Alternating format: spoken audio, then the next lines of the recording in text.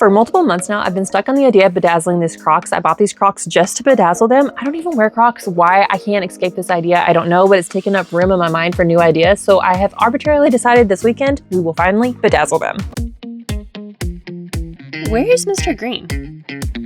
Welcome back, Sparkle Pops. I've done very minimal research on actually bedazzling Crocs. I've never done it before, so I'm just gonna use what I have available in my home and we're just gonna see what we can do. When I originally bought these Crocs, I also bought some gibbets to go along with them and I had already inserted them into the Crocs, so I removed those. After I finish prepping the Crocs for rhinestones, I will reinsert them. These are new women's size 10 Crocs, by the way. I never wore them because I knew I was gonna bedazzle them one day. It was just a matter of when. So first, I know you need to rough up the surface a little bit so that the glue can better adhere to the Croc. And for this, I'm going to use my electric nail file to buff the surface of where I plan to place the rhinestones. In the minimal research that I did, this is what I saw a lot of the girlies do, so we're going to do the same thing. I tried to be light-handed here, but I still ended up creating some divots in the shoe, but you know what, that's okay, because I don't think you're going to see them once we get them fully bedazzled. I planned to bedazzle on the side of the shoe where these like little bumps are, these little city titties, and I started to file them down, then realized I didn't have the patience, I wasn't committed.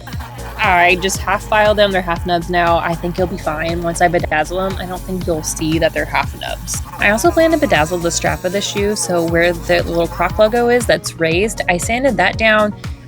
I think one shoe I got really good, it's pretty level, but the other one's kind of like raised a little bit still, but again, like after you bedazzle, it's so forgiving. You're not going to see any of these like messy mistakes I'm making while sanding, just as long as it gets rough enough that the glue can actually attach to the shoe. Also, if this is their shoe, it's going to be so far away from people's eyes that I think the only person's going to see like the minor details is me, so I'm not too worried about it. Once I finish sanding them, I wipe them down with some isopropyl alcohol to get rid of any of the excess dust, and then I also saw someone use a lint roller to remove any leftover particles, so I went ahead and did that, and it did pull some stuff off the shoe, but I found that it made my dust cleanup a lot easier because I had this pink dust all over it. I then attempted to replace my gibbets, and I was trying to be so careful not to break a nail. I just did that recently, and that's why they're so short right now, but these were giving me such a hard time. I've already bedazzled these dice gibbets. They were originally red. I repainted them and blinged them out, and I think they're so cute. And I do plan to add some more stones to the other ones as well. Now we can start bedazzling. I turned on a true crime podcast. I grabbed my rhinestones, my glue, and I got to it. I decided to use a light pink color for the rhinestones. I probably would have done dark pink, but I didn't have enough of them to do 2 shoes worth. So we're doing these, and I started with lining the top border of the shoe with 5mm stones, and I'm going to end up using multiple sizes of stones in the same color, and I'll end up using sizes 2, 4, 5, and 6mm. Now, because of my arbitrary timeline that I completely made up, but I absolutely have to stick to, I ended up using B7000 glue. If I was more of a rational person and not the way that I am, I probably would have ordered like a Loctite, a Stone Step, a crystal glaze type of glue, but my timeline didn't allow for that. If you're watching this video and taking notes as like a how-to, I have to say I don't recommend B7000 for beginners nor children. And I'm not going to act as an authority on glue because I personally haven't done a lot of in-depth research on it. And there is a lot of controversy surrounding this glue in the rhinestone world,